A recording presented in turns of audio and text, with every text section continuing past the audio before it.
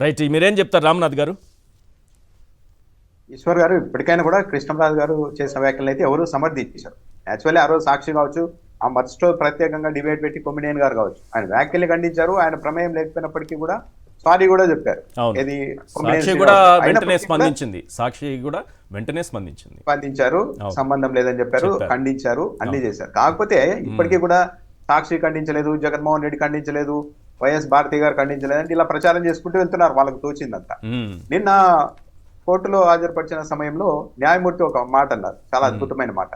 ఇప్పుడు ఒక గ్రామంలో కొందరు పేకాటో ఇలాంటి జూదం ఆడుతూ ఉంటే మీరు మొత్తం ఆ గ్రామానికి మొత్తం ఆపాదిస్తారా అని కృష్ణరాజు గారిని ప్రశ్నించారు. కరెక్ట్. ఇప్పుడు ఏదన్నా అసలు అక్కడ ఉందో లేదో తెలియదు మరి, కానీ ఒక ప్రాంతాన్ని ప్రస్తావించి అలాంటి పదం వాడడం అన్నది చాలా తప్పు. దాంట్లో ఇంకో మరో ఆలోచన లేదు. ఆ తర్వాత కూడా కొమ్మినేని గారు చాలా హుందాగా తన ప్రమేయం లేకపోయినా కూడా, తన తప్పు లేకపోయినా కూడా వచ్చి క్షమాపణ చెప్పారు. ఆ పని కృష్ణరాజు గారు ఇంకా చేయాల్సింది, కానీ ఆయన ఒక విధంగా సమర్థించుకుంటున్నారా అనే అర్థం వచ్చేలా కూడా ఆ తర్వాత ఒకటి వీడియోలు విడుదల చేశారు. అది కూడా తప్పు. ఇంత దుమారం జరిగినప్పుడు, ఇంతమంది వాళ్ళ మనోభావాలు దెబ్బతిన్నాయన్నప్పుడు సారీ చెప్పాలి. సారీ చెప్తే ఏమి, ఒక అడుగు తగ్గితే ఏమి, తప్పు జరిగింది అన్నప్పుడు వెంటనే సారీ చెప్పాలి, మనస్ఫూర్తిగా చెప్పాలి. దాంతో పాటు న్యాయమూర్తి గారు అన్న వ్యాఖ్యలు ఒక కృష్ణరాజు గారే కాకుండా ఇప్పుడు ప్రధాన మీడియా సంస్థలుగా చెప్పుకుంటున్న వాళ్ళు కూడా ఆలోచన చేయాలి. ఏం చెప్పారు, ఒక గ్రామంలో జూదం ఆడుతూ ఉంటే ఆ గ్రామం మొత్తం అలాంటిదని మీరు ఎలా ఆపాదిస్తారు సీనియర్ జర్నలిస్ట్ అని అన్నారు. ఇదే అప్లై చేయాలి ప్రధాన మీడియా సంస్థలు. మాటకు ముందు రాయలసీమ సంస్కృతి, కడప సంస్కృతి, అనంతపురం సంస్కృతి, కర్నూలు సంస్కృతి అని రాస్తూ ఉంటారు. వీళ్ళు రాయడం కదా సార్, టీడీపీ నాయకులు ఓవర్గా చంద్రబాబు నాయుడు గారితో సహా టీడీపీ నాయకులు అయితే రాయలసీమ రౌడీలు, ఫ్యాక్షనిస్టులు, పులివెందుల రౌడీలు, ఫ్యాక్షనిస్టులు, గూండాలని పదే పదే ఒక ప్రాంతం పైన విషం చిమ్ముతూ ఉంటారు. అదేది దశాబ్దాలుగా చేస్తూ ఉన్నారు ఈశ్వర్ గారు, ఈ రోజు కాదు, చేస్తున్నారు. కాబట్టి ఈ మీడియా సంస్థల్ని కోర్టులు హెచ్చరించే, వీళ్ళు బలవంతులు కాబట్టి కోర్టులు హెచ్చరించుకోవచ్చు. కానీ నిన్న కృష్ణరాజు గారికి సంబంధించి కోర్టు ఆ వ్యాఖ్యలు చేసిన తర్వాత ఆ వ్యాఖ్యలు మనకు కూడా వర్తిస్తాయి అని చెప్పి ఈ మీడియా సంస్థలు ఇక్కడైనా ఇతర ప్రాంతాల్ని, కొన్ని వర్గాల్ని కించపరచడం కూడా మానుకోవాల్సిన అవసరం ఉంది. ఇక పదే పదే ఈ అంశాన్ని ప్రచురించడమో లేకపోతే ఆ వ్యాఖ్యల్ని అమరావతి ప్రాంతానికి ఆపాదిస్తూ పదే పదే డిబేట్లు పెట్టడము, దీనికి సంబంధించి కూడా ఆపాల్సినటువంటి అవసరం ఉందా లేదా?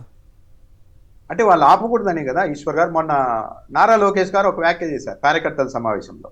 ఆ మాటలు మాట్లాడిన వాడిని తీసుకొని వచ్చి లోపలేయడం 2 నిమిషాలే. వాడు వీడంటూ కూడా మాట్లాడారు మంత్రి గారు, మాట్లాడకూడదు, 2 నిమిషాల్లో లోపలేయడం. కానీ ఇదంతా ప్రజల్లోనికి వెళ్ళాలి కదా అని ఆగాము.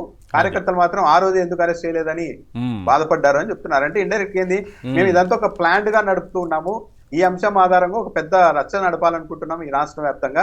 అందుకే మేము 2 నిమిషాల్లో వాళ్ళని అరెస్ట్ చేయడం అనేది 2 నిమిషాల పని అయినా సరే దాన్ని డ్రాగ్ చేసుకుంటూ పొడిగిస్తూ రకరకాల పేజీలు రాజకీయ లబ్ధికి ఎంత అవకాశం ఉందో అంతవరకు లాగుతూ వచ్చాము అని ఆయనే చెప్తున్నారు. కాబట్టి ఇది కూడా అలాంటిదే. ఈ డిబేట్ అనేది ఇంకా కొనసాగిస్తూ ఉంటారు. నిన్న కూడా మళ్ళా ముఖ్యమంత్రి గారు ఈ విషయాన్ని ప్రస్తావించారు. ఇప్పుడు కృష్ణరాజు గారు చేసిన వ్యాఖ్యని మాట్లాడాలి, అది తిరిగి ఉచ్చరించాలంటేనే మనకే సాధ్యం కావడం. కానీ అవతల వాళ్ళు యథేచ్ఛగా ఆ మాటను రిపీటెడ్ గా చెప్తూ ఉన్నారు. ఇది ఒక విధంగా అమరావతి ప్రాంతం వాళ్ళని వీళ్ళు కించపరుస్తూ ఉన్నారు. ఇప్పుడు ఎవరో అతను అన్నాడు, ఒక వ్యక్తి ఇండివిజువల్ హోదాలో అన్నాడు, ఆయన పార్టీ అధ్యక్షుడు కాదు, లేకుంటే ఒక సంస్థ నడపడం లేదు, లేకుంటే సాక్షిలో జర్నలిస్ట్ కూడా కాదు, ఆ మీడియా సంస్థకు ఆపాదించే ఒక వ్యాఖ్య చేస్తే దాన్ని పట్టుకొని ఇలా అన్నారు, ఇలా అన్నారు అని ప్రచారం చేయడం ద్వారా ఎవరికి నష్టం చేస్తున్నారు అంటే తెలుగుదేశం పార్టీ ప్రభుత్వం పూర్తిగా రాజకీయ లబ్ధితో ఈ అంశాన్ని రిపీటెడ్ గా గుర్తు చేస్తూ అదే పదాన్ని పలుకుతూ చేస్తూ ఉన్నారు. ఇప్పుడు ఆలోచించుకోవాల్సింది ఆ ప్రాంత మహిళలు ఎందుకు మమ్మల్ని ఇలా చేస్తున్నారు, వీళ్ళు పదే పదే ఎవరో ఒక వ్యక్తి అన్నదానికి వీళ్ళు ఎందుకు ఇంత ప్రచారం చేస్తున్నారు అనేది ఆలోచించుకోవాలి. మరి ప్లీజ్ మీరేం మాట్లాడతారు అంటే వాళ్ళు పకడ్బందీగా సాక్షి చేయించింది అనేటటువంటి కోణంలో దాన్ని ప్రజల్లోకి తీసుకెళ్లాలనేటువంటి విపరీతమైనటువంటి ప్రయత్నం ముందు నుంచి ఆ రోజు నుంచే చేస్తా ఉన్నారు. దానిలో భాగంగా వాళ్ళు పెట్టిన బ్యానర్ హెడ్డింగ్ కూడా చూడండి, చూస్తే కేఎస్ఆర్ గారు ఈయన బాగా ఎంకరేజ్ చేసి పిలిచేవాళ్ళని. అంటే 2 రోజులు పోయినాక దొరికితే ఇంకా అవకాశం, చిన్న అవకాశం, ఒక రవ్వ రేణు ఎంత ఉంటుంది. అదే సార్, అందుకనే దొరికితే చాలు కదా. ఇప్పుడు దాంట్లో అసలు ఆ బ్యానర్ వార్త మీరు ఒకసారి నాకు అది దాంట్లో మీ దగ్గర ఉన్న దాంట్లోనే ఒకసారి చూస్తే అరెస్ట్ చేసిన పోలీసులు రాత్రి అంతా విమర్శలు చేస్తున్నా అని చెప్పినట్టు తెలిసింది. ఇది ఆయన చెప్పలేదు, వార్తలో చూడండి. మీకు దాంట్లో చూస్తే క్లియర్ గా అర్థమయ్యేది ఏంటంటే సాక్షి టీవీలో నాకు గుర్తింపు ఇస్తున్నారు, అందుకే ఆ ఛానల్లో చర్చలో పాల్గొంటున్నా, ఈ క్రమంలోనే అలా మాట్లాడా అని మురికి వ్యాఖ్యల కేసులో అరెస్ట్ అయిన పాత్రికేయుడు విఆర్ కృష్ణరాజు విచారణలో వెల్లడించినట్టు సమాచారం. సమాచారం ఎవరు కిరణ్ కి అక్కడి నుంచి సమాచారం అందించారు. ఏదైనా సరే ఒకటి ఆయన చేసింది తప్పు అనేది 100% ఆయన చేసిన తప్పు, కానీ వీళ్ళు రాసింది కూడా 100% తప్పు అండి. ఎందుకు ఇప్పుడు అది డాష్ రాజధాని అనేది తప్పు, అలా అనకూడదు. ఆ డాష్ పదాన్ని నేను కానీ రామనాథ్ గారు కానీ మీరు కానీ ఎక్కడ ఉచ్చరించట్లేదు. ఆ రోజు సాక్షిలో ఒక్కసారి అతను మాట్లాడాడు, దాన్ని కొమ్మినేని గారు కూడా ఆ మాట అసలు మాట్లాడలా.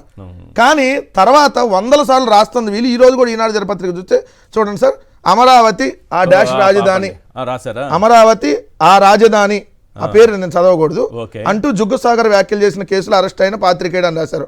మళ్ళీ అమరావతి ఆ రాజధాని అంటూ సాక్షి టీవీ ఛానల్లో అని మళ్ళీ రిమాండ్లో అన్నట్టుగా ఒకటే రోజు ఒకటే వార్తలో 2 సార్లు రాశారు అదే పదాన్ని. మరి ఎందుకు ఇంకా పదే వాళ్ళు నాయకుడిగా మీకున్న పరిజ్ఞానం ఇన్నేళ్ల జర్నలిజంలో సిగ్గుచేటారు. ఒక మురికి వ్యాఖ్యలను రాయని తప్పులేదు, అలాంటి వ్యాఖ్యలు మురికి వ్యాఖ్యలు అన్నారు కదా, మళ్ళీ అదే ఉచ్చరించి అదే రాయటం, మళ్ళీ వాళ్ళ టీవీలో అదే హెడ్డింగ్లు పెడుతున్నారు. ఒక్కసారి అంటే ప్రపంచం మొత్తం వీళ్ళే దాన్ని ఏదైతే సర్క్యులేట్ చేసి అది ఆ రాజధాని అని చెప్పి వీళ్ళే దుష్ప్రచారం చేస్తున్నారు. ఈ దుష్ప్రచారం చేసిన వాళ్ళ మీద కూడా కేసు పెట్టాలి కదా అంట. ఇందాక రామ్నాథ్ గారు చెప్పిన ఒక వ్యాలిడ్ పాయింట్ మాట్లాడితే చంద్రబాబు నాయుడు గారు పులివెందుల ఫ్యాక్షనిస్టులు, కడప గోండాలు, రాయలసీమ రౌడీలు అంటారు. అంటే రాయలసీమలో ఉండే వాళ్ళందరూ రౌడీలా? ఎవడో ఒక చోట విచారం చేశాడు అనుకోండి, మొత్తం ఆ ఊరంతా తప్పన్నాం కదా ఇప్పుడు మనం. మరి ఇప్పుడు ఎవడో ఒక రౌడీ ఉంటే ఆ రౌడీని ఆ ఊరంతా రౌడీ అని మీరు అంటే మరి ఆ ఊరంతా మీరు ఆ ప్రాంత మనోభావాలు దెబ్బతీసినట్టే కదా. అంతే కదా. మరి ఎవడో ఒక చోట గంజాయి అమ్మితే అది గంజాయి రాజధాని అంటే తప్పు కదా. మన వ్యభిచార కోపంలో ఇదే టీవీ5 లో వ్యభిచార కోపంలో విజయవాడ అని రాశారు. ఎంత తప్పండి. ఎవడో ఒకటి పనికిమాలాడు అట్లాంటి నీచ కార్యక్రమం చేస్తే మొత్తం విజయవాడలో ఎంత మంది మంచి వాళ్ళు ఉన్నారు. కోపంగా విజయవాడ అని పెట్టారు, ఎంత తప్పు తమ్నైల్ పెట్టారు. అంటే మొత్తం విజయవాడకి ఆపాదిస్తే వీళ్ళని ఏం చేయరా? వాళ్ళు ఏం చేసినా కేసులు ఉండవా? వాళ్ళు ఏం చేసినా వాళ్ళు కూడా ఆంధ్రప్రదేశ్ డ్రగ్స్ రాష్ట్రం, గంజాయి రాష్ట్రం అని ప్రచారం చేశారు. అంటే ఆ రాష్ట్రంలో ఉన్న అందరు గంజాయిని డ్రగ్స్ తీసుకుంటారనా? అది తప్పు కదా. సో ఇప్పుడు కూడా అటువంటిది మానుకోవాలి అవతల వాళ్ళు. ఇలాంటి వ్యాఖ్యలు ఎవరైతే అన్నారో అది తప్పు, రాసి పద్దాకలు రిపీట్ చేసేటటువంటి మీద కూడా 100% తప్పు అని చెప్తారు. రైట్.